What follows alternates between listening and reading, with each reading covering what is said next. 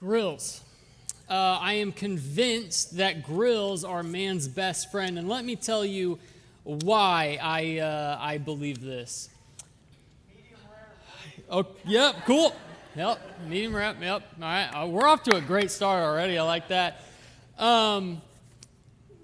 Man's best friend because grills have an opportunity to do something that sometimes we just don't always get the opportunity to do. But specifically, if you walk through a neighborhood on a nice summer night, none of these like 105-degree nights or anything like that, but nice summer night, man, you get to see a lot of people out front with a grill in their driveway, just living life, and the kids playing out in the yard, or the game on, or something like that. And I'm also convinced that grills are man's best friend over dogs because grills give you an excuse to go outside for like 8 hours and do nothing, really. And like a dog will eventually like get tired and lay down, and you have no excuse, right? And so grills are these things that, there's like an uncommunicated pressure in the Midwest to get a grill, okay?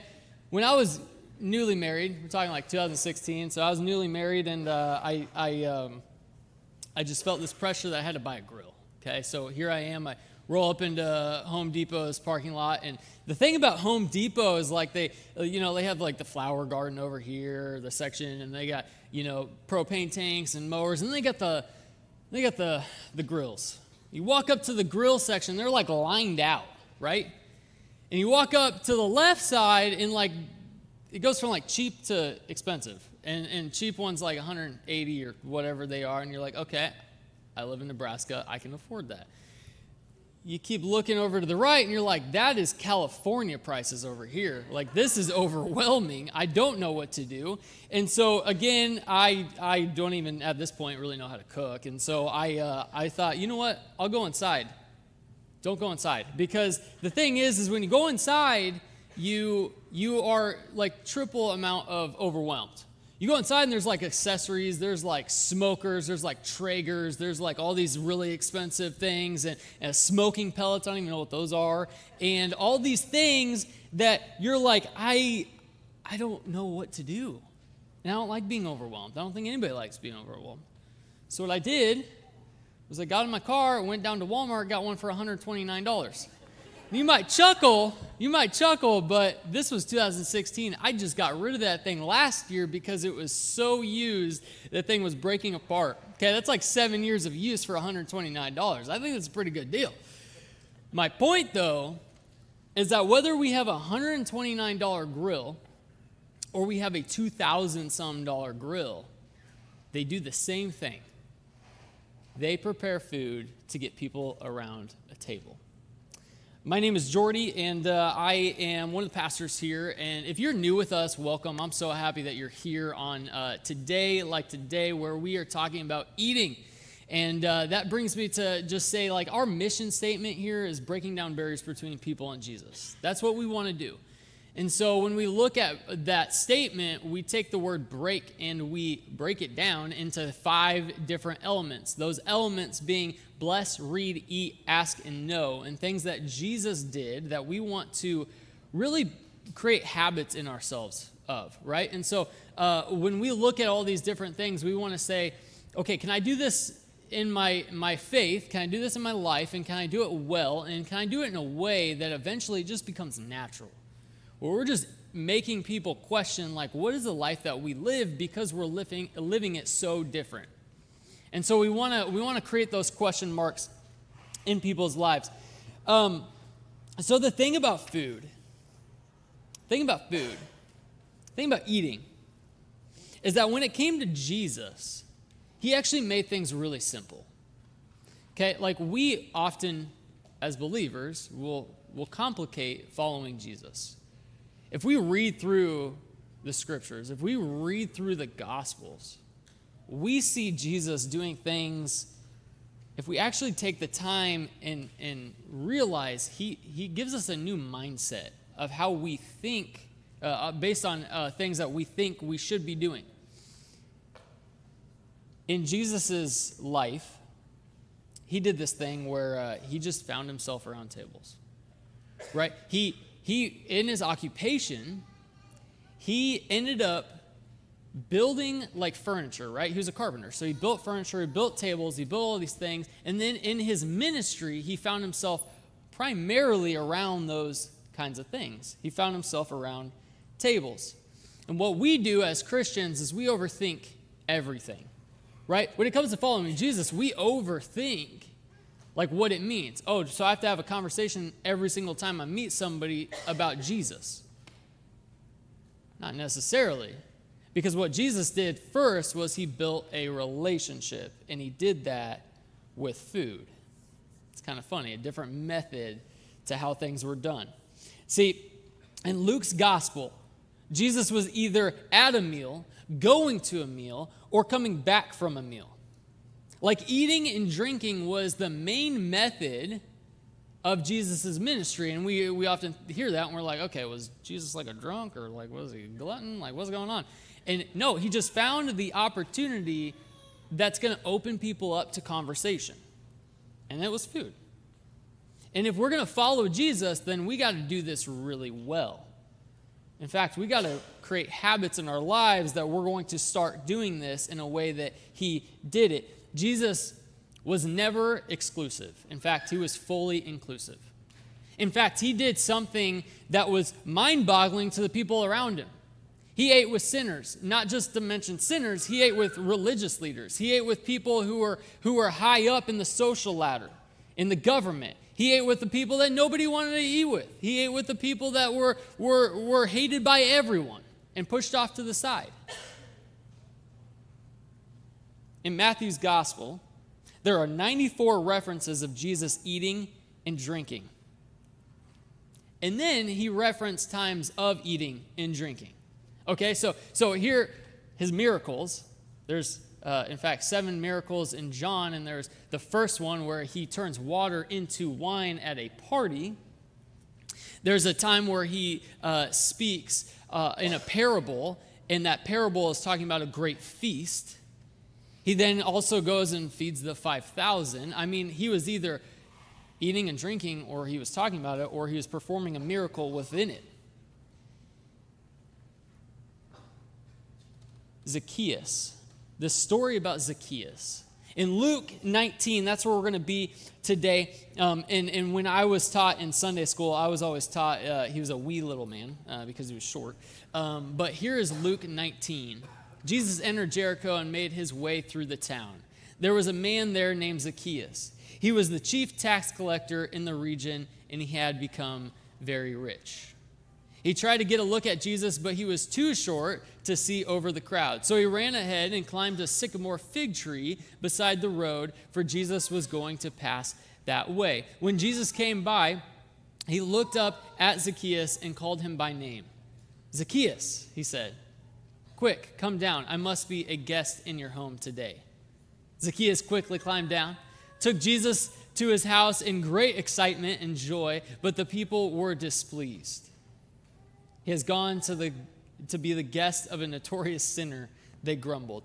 Here's the thing. I think in this moment, obviously no one was there, right?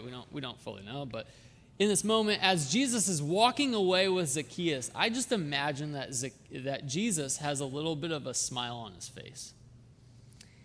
Because we're in Luke 19 here. Like, the crowds that follow Jesus, they've seen some stuff, okay? They've seen some miracles. They've heard the teachings. They've heard the parables. And I bet Jesus was going, have they not listened to a word I've said? Because all Jesus ever really taught was the truth of why he was there, that God had sent him, and that truth led to what? Salvation. And so he then says it a little bit later, going on, Jesus was here for those who are not just the high up people. He was here for the sick. He was here for the lazy. He was here for those who were hurting. He was here for all of the people because he was inclusive. Continuing on, meanwhile, Zacchaeus stood before the Lord and said, I will give half my wealth to the poor. And if I have cheated people on their taxes, I will give them back 4 times as much. Jesus responded, "Salvation has come to this home today, for this man has shown himself to be a true son of Abraham. For the Son of Man came to seek and save those who are lost." Jesus does this thing that we tell our kids not to do. He invites himself over for dinner. Really is what he did, yeah. He invites himself over, and he says, "Zacchaeus, I got to be in your home today." And Zacchaeus, like knowing what he has done and the person who he had become, he's sitting there probably going, "Me? Like, do you know how hated I am in this city? Do you know what I've done? Do you know the thoughts that I've thought?" And yet Jesus is like, "I want to be in your home today." What Jesus does here is a simple act of eating in community proves life change. Spiritual things start with simple things. And it's so true. An act of having a meal together led to the conversion of a sinner, and then that sinner who had cheated people then decides, you know what, my response to the salvation and the hope that I have been given is I'm going to repay these people.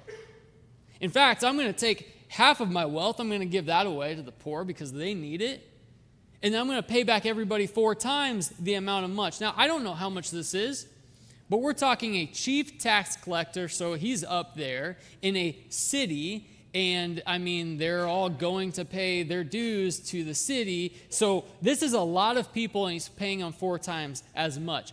I'm wondering at this point, did Zacchaeus just trade himself to be on the lower social ladder by giving away almost all of his money? The connection, though, here is that Jesus saved, served, and ate with people. And it's all connected because here in the Gospels, as we're reading through them, it says 3 times the Son of Man came to. Last one in this message here, or in this verse here, for the Son of Man came to seek and save those who are lost. Okay, that's the first one. We hear that one often.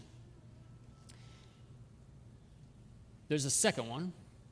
It says I'm going to go across. Mark 10:45, for even the Son of Man came to be served, but to serve others, not to be served, but to serve others and to give his life as a ransom for many. Okay? Those 2 are pretty common. If you've been in the church world for at least probably a year, you probably have heard those.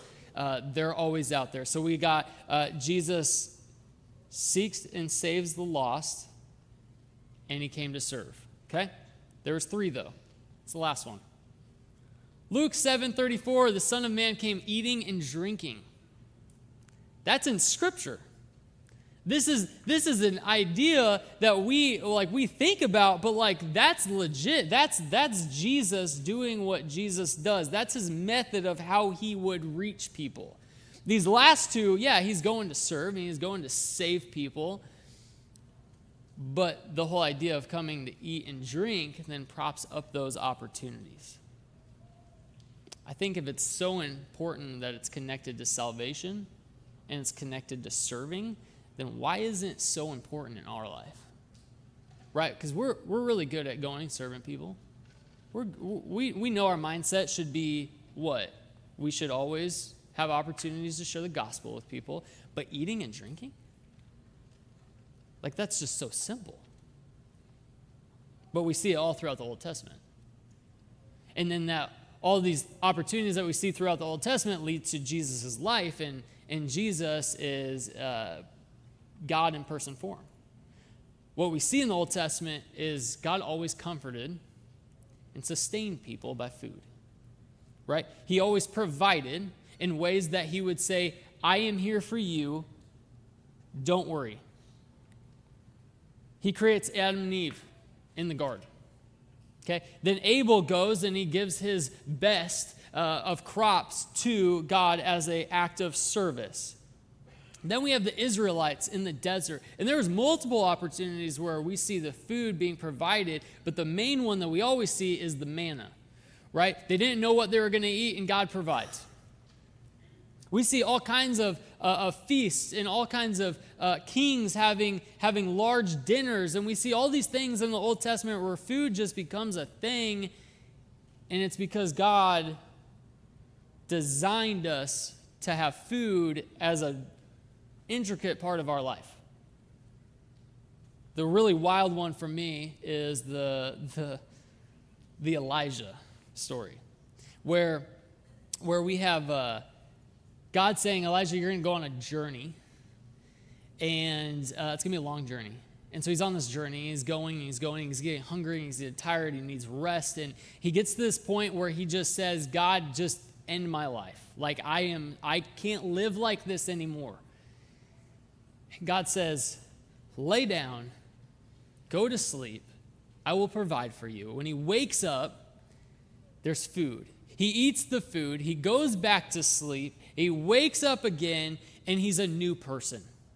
And he's ready to go on this journey.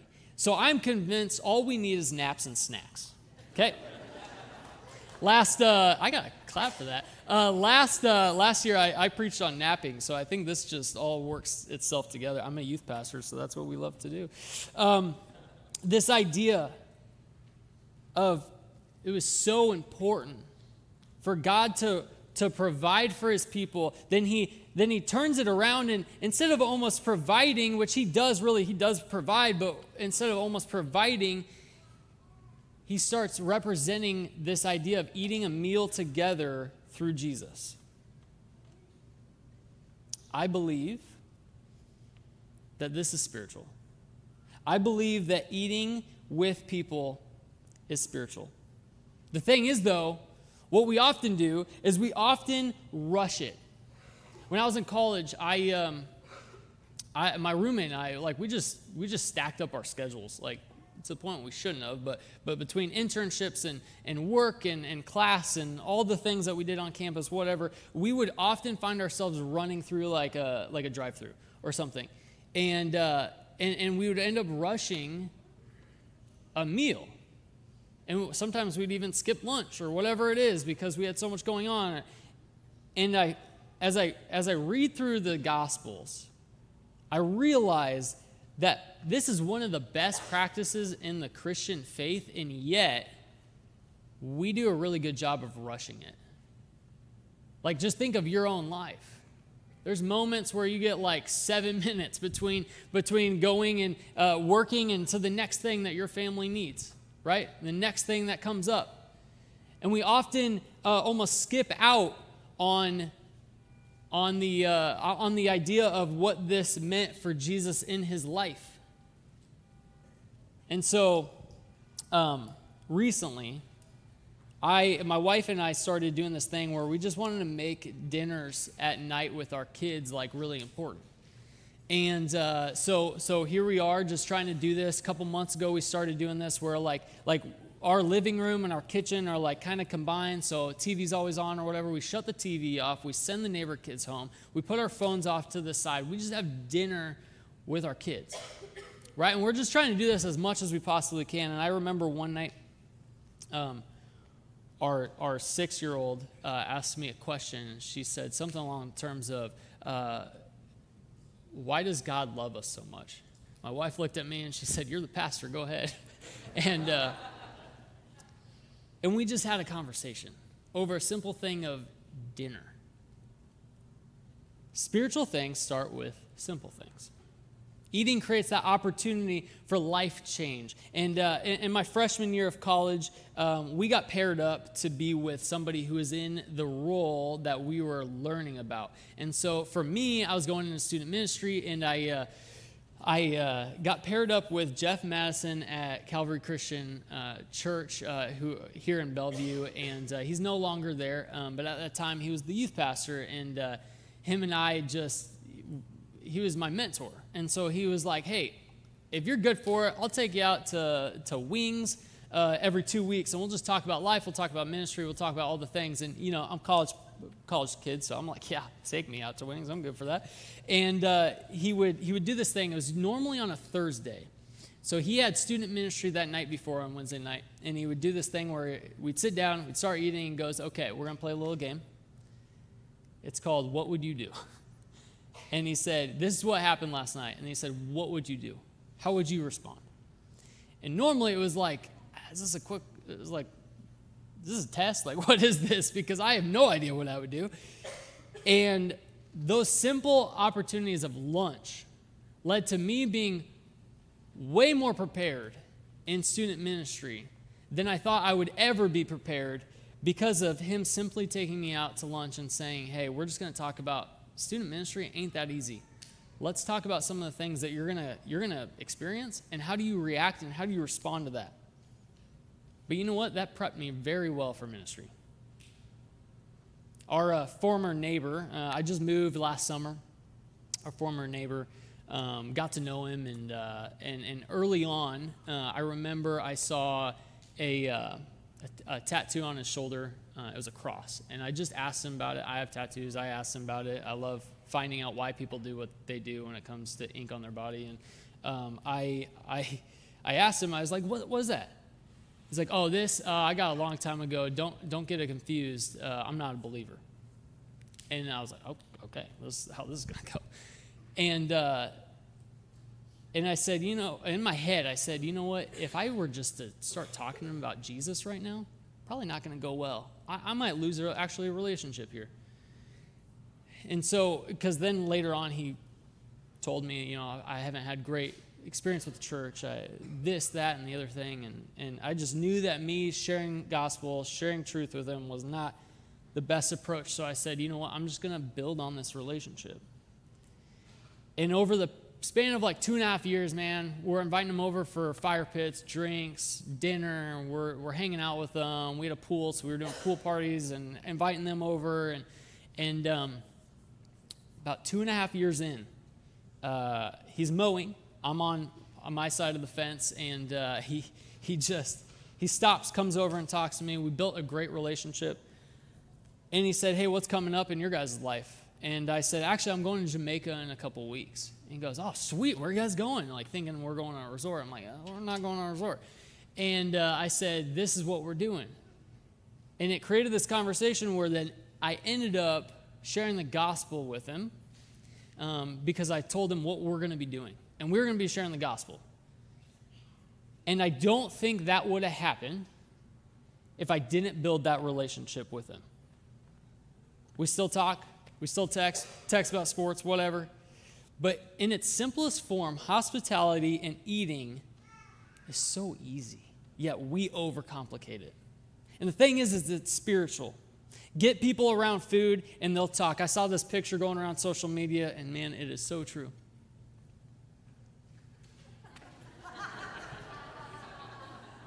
You could have no idea what to talk with somebody about, but guess what? If you put a grill out in front of people, you say, hey, come eat with me, people are going to talk about life, and they're going to open up. And you have to be willing to move in those situations and those conversations, because I think when we do that, it then gives us the opportunity to create those conversations to be spiritual. The early church in Acts 2, man, they did this so well. They just gathered with each other. And when they gathered with each other, they always had extra food for each other.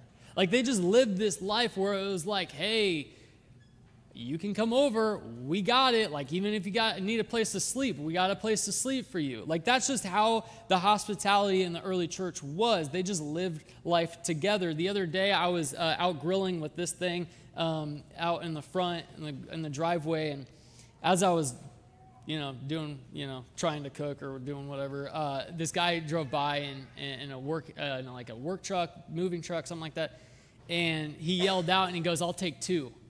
And I said, I yelled back something to him. But, from that, I was just like, man, how easy is it for me to just throw on a couple extra pieces of chicken and create some of those moments and be like, actually, I do have extra. Come on over. Because what we do is we end up creating so much margin for ourselves, but never for others. We get so sucked into the idea of I got to do this, I got to do that, and we get no time for others unless we want to make the time for others. So I want to challenge everybody to do something. I want to challenge you to eat with one person this week. Maybe it's a friend, maybe it's a family next door, they come over, play with their kids, whatever it is. I just want to challenge you to be with somebody over a meal this week. Because whether it's a believer or non-believer, spiritual conversations can still happen over food. And I think they naturally happen more when we have food in between each other. The thing is, though, I'm guessing you're already thinking of all the excuses because you're being tempted with those excuses. You're being tempted to be like, you know what, I'm just not feeling it this week. Oh, you know what, I don't know if I want to clean up the house this week, put the toys away, do the dishes. I don't know if I want to do that extra effort. But what I'm saying is, please fight that temptation, do the extra effort, make an opportunity for you to be around a table with somebody and get to know them better and create some of these conversations. Create some of those conversations. The thing is, why I urge you so much to do it is because eternity is at stake. So buy some steaks and lead somebody to Jesus, okay? No. In all seriousness, though, we often forget about the people who need us on the spiritual terms. It's so easy. It's so easy to help people when we see the need right there. Like kid out in front of your house gets hurt. Obviously, you're going out there, right? But what we often do is we often forget about the spiritual needs. So, this week, invite somebody over. Go out to coffee with somebody. Go meet somebody on a Friday night for dinner. Get around somebody and get food in front of you, in between you. Next week, our Sunday morning services here, we are going to actually have pancakes in the coffee shop for everybody. So come grab a friend to come with you or meet up with somebody here and just eat some pancakes. I know Jared's going to be whipping those things up. And Bree is actually going to be speaking next week. She is going to be speaking on this again, but how can we make this really more practical? And what are some of those ways we can do that when I say eat with somebody this week? How do we actually really get into that and looking at that, making that more practical? As we've been going through, I don't think I ever said Q&R. I don't think I did, but hopefully we have some questions. We do. Should our doors always be open for others to eat with us? Man, I think, like I just said, if you see a need in front of you, you meet the need, or at least we strive to be those kind of people, right? Obviously, you're going to have things where you're just like, I can't just have anybody come over right this second, right? That happens. But I think what we need to do is we need to look at the early church and say, okay, the early church, what they were doing was they were just being willing. Like God said, do something, they just did it. They just created all these habits, and that's what we want us to do. We want to just create these habits where it just becomes natural. The more stepping stones we take towards that thing, the more we're able just to do it and do it well. And so I think, man, our doors are almost always open for like neighbor kids. Like they come over, they play in the backyard, whatever. Like we just, unless we're going somewhere or doing something, we got to get the kids to sleep. Like it's like we just want to create that because we know that we can change eternal impact because of that. So, good question. Love it. Often in the Bible, people would offer the best they have to their guests. Should we love the same way? I don't know what the best means there. Ribeye. All right, cool. Yeah. Medium rare, as somebody else said. Yeah. I think love people well. If you love people well, you're giving them your best. Whatever that looks like. Like, I mean, we have some friends and family friends who just like, if they come over last minute and we're making mac and cheese for the kids, we're like, you guys want mac and cheese for the kids? Like, that's what we're going to do. But how are you loving people? And that's going to be the best that you can give somebody. How you love them. Why is your grill so clean? Have you ever used it? All right, guys, so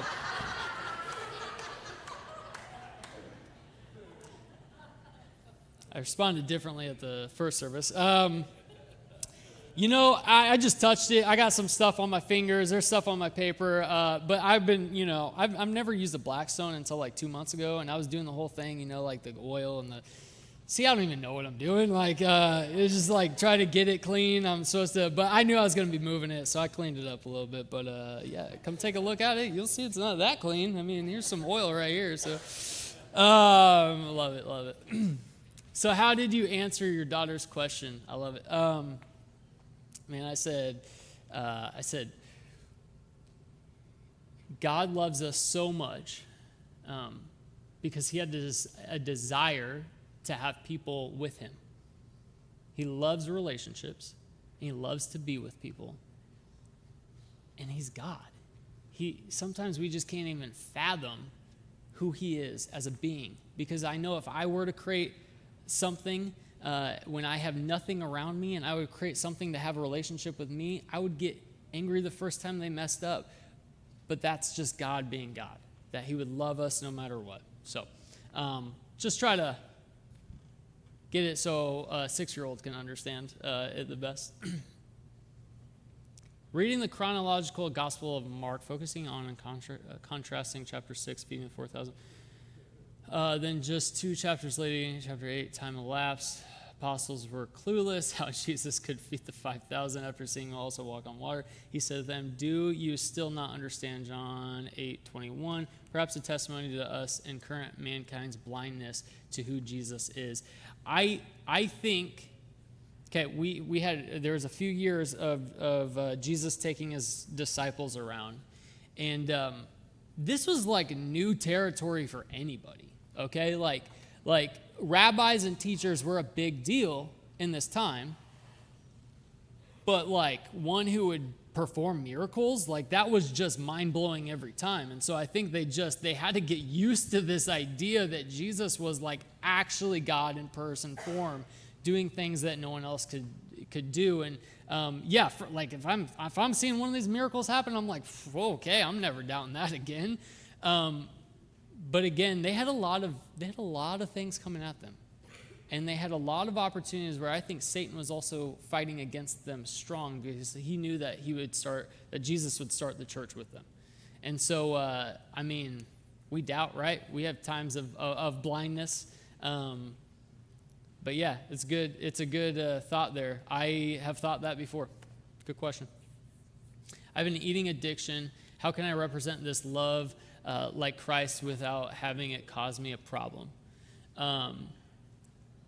I don't know the whole situation here. I don't think it'd be wise for me to just start saying things when I don't know the full situation.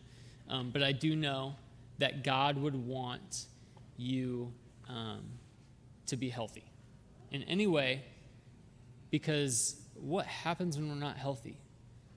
Sin becomes a problem. We are not our best for others.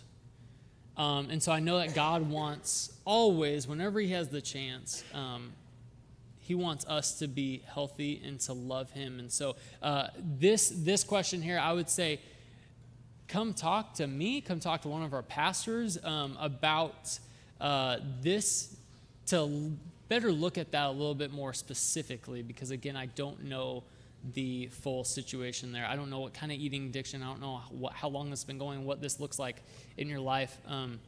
So I can't really attest to it, but I do know that we represent Christ with the truth and love, and we can do that in different ways. So, any more?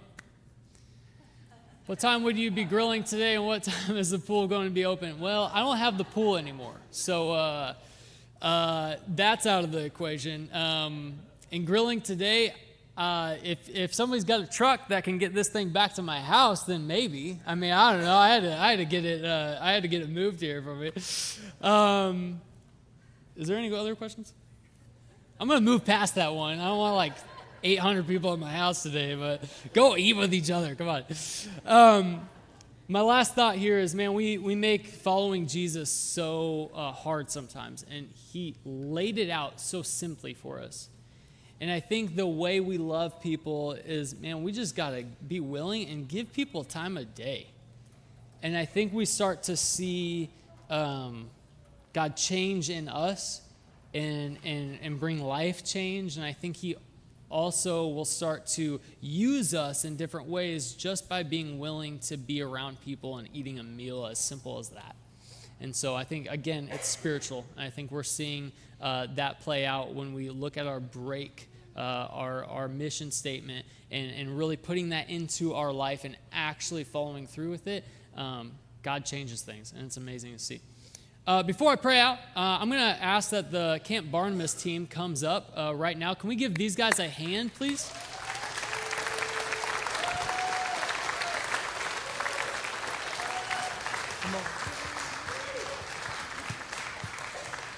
Okay, so this team is going out starting Saturday. They'll be gone for about a week, and they're going to go be a part of a camp that I'm going to let Roger kind of talk about, but they're doing something that I don't think all people could do. So take it away. All right, first off, who wants directions to Jordy's house? I'm just kidding. So we got a team of 13 of us. We're heading down to Camp Barnabas, and we're going to be there during Soaring Hawks Week. So during Soaring Hawks Week, there will be kids age 7 and up. With some will be blind. There'll be hearing deaf, hearing loss, and along with other disabilities, and so we'll be serving them. The younger amongst us will be buddies, where they'll be directly caring for one person, basically 23 hours a day. They'll be with them, hanging out with them. I think they get a 1-hour break. Those of us that don't qualify to be a buddy, actually, we have the advantage. We're cabin parents, so technically we're buddies with 12 kids. And so that's what we're going to be doing. We're going to be hanging out down there. It's going to be a lot of fun. It's going to be challenging, but we're ready for the challenge. We're excited to be going, and we're looking forward to seeing what God does, not only in the lives of the campers that we're going to be caring for, but also in our own lives as well, because I know it will be life-changing for everyone that is at the camp and for everyone that engages. And so we just greatly would appreciate your prayers this week as we head out on Saturday, and we're gone until the following Friday. Perfect. Church, let's pray for these guys real quick. God, I am so thankful that we have people who are willing to go and do something so big. And God, we talked about how eternity is at stake. And God, you are using this team to go and love these kids. And God, I just ask that any opportunity they see fit, they get to share the gospel with these kids. I'm sure it'll already be shared. But God, following up those spiritual conversations, and God, really seeing these kids have an opportunity to do something that they don't always get the chance to do. And God, I think this team going out, putting in 23 hours a day of work, being on call all the time each day, I think that's huge, and that's such a serving act. And so, God, again, I ask that you build these relationships with these kids, buddies, just get to have an eternal impact. And this team gets to see these kids and love them in huge ways. Looking at God, your grace and the grace that you show us, I just ask that they then share that with these kids. God, we just ask that you bless every opportunity, whether it be late at night, spiritual conversations, just random conversations, early in the morning when everybody's tired. I just ask that you give this team so much energy this week and that they leave it all out in that camp for these kids to have the best opportunity they could possibly have. And so, God, I just ask that your truth is shared and fun is had for these kids to remember an amazing week, and this team has one of their best weeks of their life. God, we love you. In Jesus' name, amen. Thank you, guys.